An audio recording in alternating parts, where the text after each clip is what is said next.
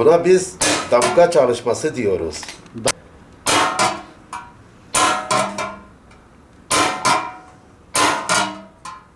Bak bu zincirleri mesela birleştirdim.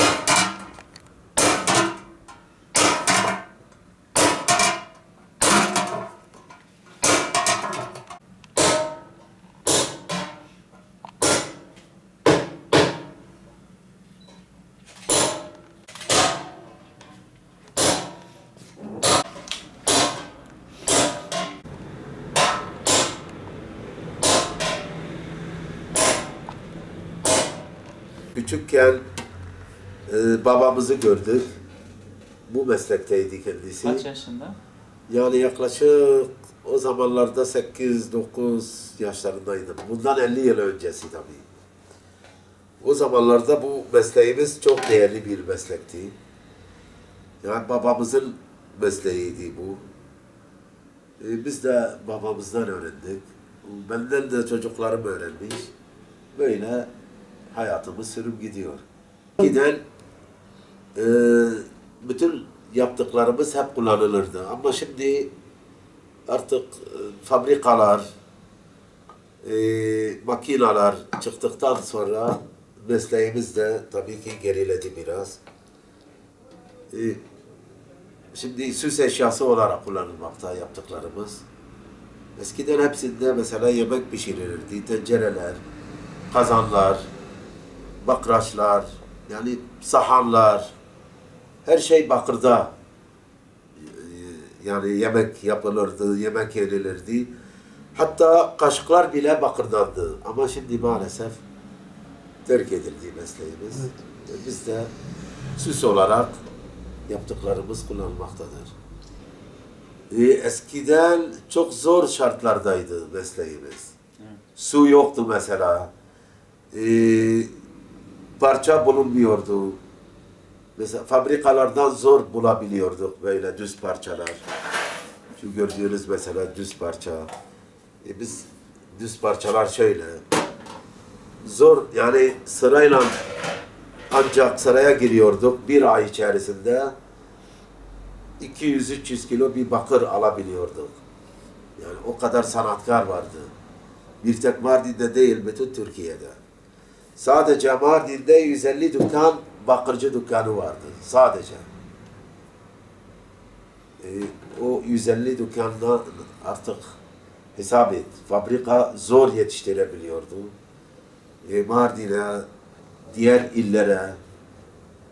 Ama en çok meslek buradaydı. Şimdi de terk edilen yer burası oldu. Kuyumcuyla bakırcı aynıydı. Hatta bakırcıya yani zor insan yetişebiliyordu. Ki o kadar istek vardı. Şu an Ama şimdi maalesef fabrikalar, çinkolar çıktı, melamiller çıktı, cam eşyalar çıktıktan sonra krom, çelik, bunlar mesleğimizi öldürdü. Biz de artık yani zar zor kendimizi kurtarabiliyoruz. yani Vallahi şimdilik işler durgundur. Gelen giden pek fazla yok. Gelen yerli yabancı turistler vardı. Onlar da şimdi gelmeyince tabii biz de oturuyoruz. Yani ürettiğiniz mallar ne oluyor? ürettiğimiz mallar da duruyor. Bir yere de satamıyoruz. Dükkanımızda sergileyip satıyoruz gelenlere.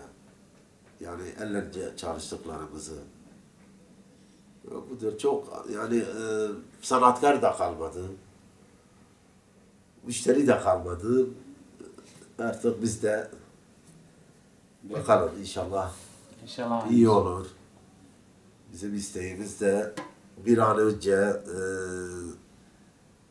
yani şehrimizin turiste açılmasını istiyoruz. Çünkü tarihi bir şehirdir burası. Yani terörle anılmasını istemiyoruz. Yani burada esnaf, sanatkar yaşıyor. Şimdi biz bu bakırcılık mesleğimiz babadan geçtiği için yani bunu bırakmak istemiyoruz. Babam 75 sene bu mesleği yaptı. Biz de ondan devraldık. Ben 50 yıldır bu işte uğraşıyorum. Yani burada doğduk büyüdük. Bunu bırakmak da istemiyoruz. Çocuklarıma da öğrettim. Onlar tabii benden daha başarılı oldular. Ve bunu birlikte devam ediyoruz. Kalar kurulduğundan bu yana da biz onlara da bakmadık. Bütün yaptıklarımıza müşteri çıkıyor bazen. Tabii şimdi iş durgunluğundan dolayı yine de buna rağmen de bırakmak da istemiyorum. Ve bunu devamda ittireceğim inşallah. İnşallah.